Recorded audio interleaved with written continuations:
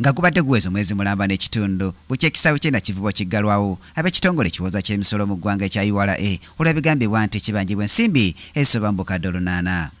Olwaleero Nakivubo egguddwawo era nga abasuubuzi abakolera ku kisaawe kino basibye bakakkala by'emirimu gyabwe. Okusinziira ku Ian Lumanyika nga ye mwogezi w'ekitongole kiwoza ky'emisolo ekya URA bakkiriziganyizza n'abakungu ba Nakivubo kampuni ya Kamugisha Auction eyaza okuŋŋaanya ensimbi nga baziwa URA okutusanga ebbanja lisasuddwa. Tufunye okukaanya ne management y'e Nakivubo tukkiriziganya nti abantu abapangisa e Nakivubo basasule directly URA nga bwe bakendeeza ku buzibu bwe balina obw'omusolo. Era tekyakomyawo ne tusinkana abasuubuzi eb'e Nakivubo abakolera e Nakivubo ne bakisanyukira ne bagamba ekyo tebalina buzibu nakyo.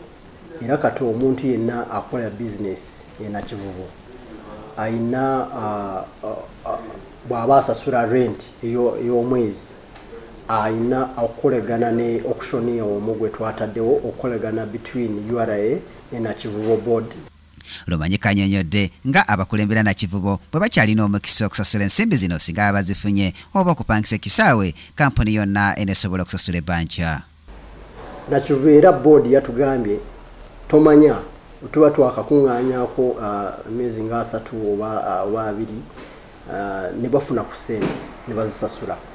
Wabula ate omuwanika w'akakiiko akaddukanya Nakivubo Ajatimisa Kabanda bw'atuukiridwa ku nsonga eno ategeezezza nga balikola bisoboka kyonna okwabika nga bafuna ensimbi wakiri obukadde 10 baziwe URA.